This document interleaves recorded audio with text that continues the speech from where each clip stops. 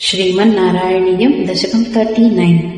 भवन्तमयमुद्वहन् यदुकुलोद्वहो निस्सरन् ददर्श गगनोच्चलज्जलभरां कलिन्दात्मजाम् अहो सलिलसञ्चयः स पुनरैन्द्रजालोदितो जलौघ इव तत्क्षणात् प्रपदमेयतामाययौ प्रसुप्तपशुपालिकाम् निभृतमारुदद्बालिकाम् अपावृतकवाटिकाम् पशुपवाटिकामाविशन् भवन्तमयमर्पयन् प्रसवतल्पके तत्पदाद् वहन् कपटकन्यकाम् स्वपुरमागतो वेगतः ततस्त्वदनुजारवक्षपितनिद्रवेगद्रवद् भटोत्करनिवेदितप्रसववार्तयैवातिमान् विमुक्तचिकुरोत्करस्त्वरितमापतन् भोजराट्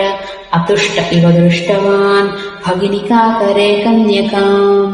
ध्रुवम् कपटशालिनो मधुहरस्य माया भवेत् असाविति किशोरिकाम् भगिनिकाकरालिङ्गिताम् द्विपो नलिनकान्तरादिव मृणालिकामाक्षिपन् अयम् त्वदनुजामजामुपलपट्टके पिष्टवान् ततो भवदुपासको झटिति मृत्युपाशादिव प्रमुच्यतरसैव सा समधिरूढरूपान्तरा अधस्तलमजग्मुषी विकसदष्टबाहुस्फुरन् महायुधमहोगता किल विहाय सादिद्युते नमो देव्यै महादेव्यै शिवायै सततं नमः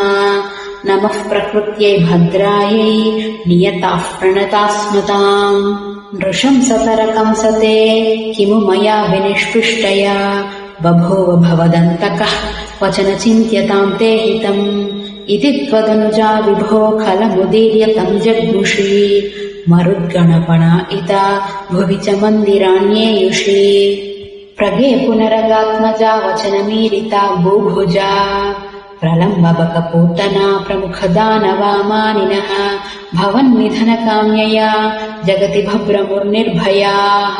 कुमारकविमारकाः किमिव दुष्करम् निष्कृपैः ततः पशुपमन्दिरे त्वयि मुकुन्दनन्दप्रिया प्रसूतिशयने शये रुदति किञ्चिदञ्चत्पदे विबुध्यवनिता जनैस्तनय सम्भवे घोषिते मुदा किं वदाम्यहो सकलमाकुलम् गोकुलम् अहो खलु यशोदया नवकलाय चेतोहरम् भवन्तमलमन्तिके प्रथममापि बन्ध्यादृशा पुनस्तनभरम् निजम् सपदि पाययन्त्या मुदा मनोहरतनुस्पृशा जगति पुण्यवन्तो जिताः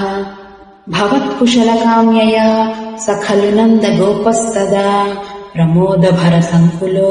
द्विजकुलाय किं नाददात् तथैव पशुपालकाः किमु न मङ्गलम् ते निरे जगत्त्रितयमङ्गलः त्वमिह पाहि मामामयात् श्रीहरये नमः।